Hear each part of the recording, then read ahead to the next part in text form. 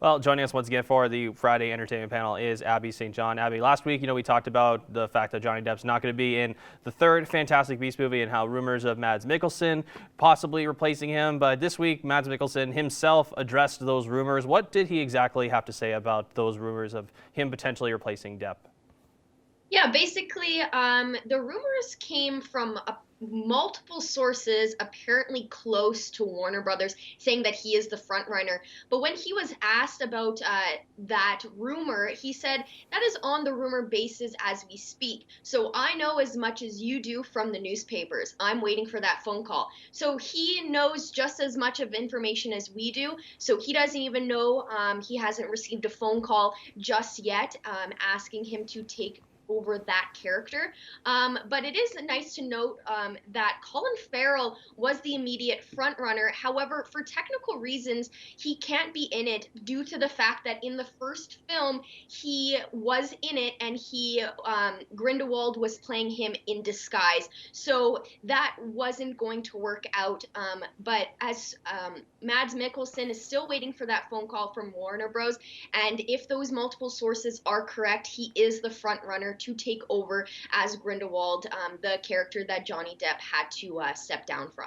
It'll be interesting to see if they end up picking Mikkelsen for this long term. Also, another entertainment news, Taron Egerton, of course, we all know who played Elton John very well, as well as playing Eggsy in the Kingsman series. He's now tapped to play in a biopic about the creator of Tetris and how it got Tetris big into the console world. It's going to be from Matthew Vaughn, who he's very familiar with. So what can we expect from this collaboration here?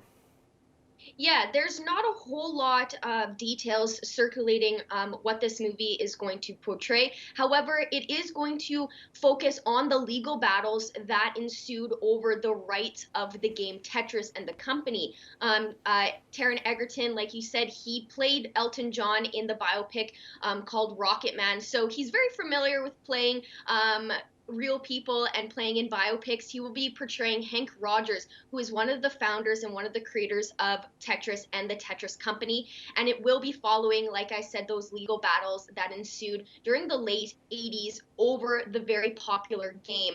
And the movie will be directed by John S. Baird, who recently directed the biopic Stan and Ollie. So he also has no issue recreating real life events. And so it's going to be interesting to see, as Tetris has been such a popular game for so many decades. It will be fun and interesting to see what they do with this film and how they kind of spin it into make it Hollywood. Exactly. Yeah, of course, we haven't seen many video game adaptation type movies. But speaking of video game adaptation type movies, the director of the Sonic reboot is now being penciled in to helm a reboot of Pink Panther. Of course, we know how well he did when it came to the Sonic movie. Now, of course, there have been live action reboots of Pink Panther. So obviously, there's not a whole lot to talk about in that regard. But what could we expect from him in this reboot? Yes, the last time that the Pink Panther was rebooted was in 2006 and 2009, respectively, where Steve Martin took on the role of the inspector.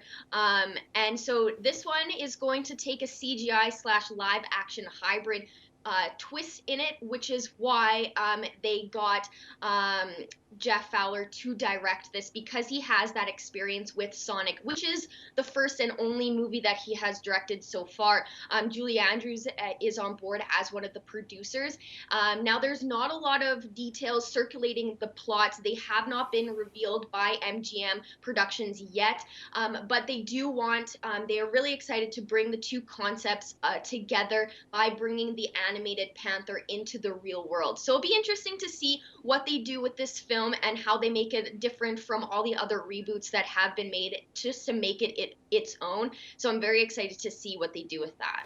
And it's anxious to see how, of course, we saw the Tom and Jerry trailer with how they combine the CGI. I'm anxious to see if it'll be someone like that. But of course, Sonic was one of the highest grossing video game movies of all time. Abby St. John, thank you so much.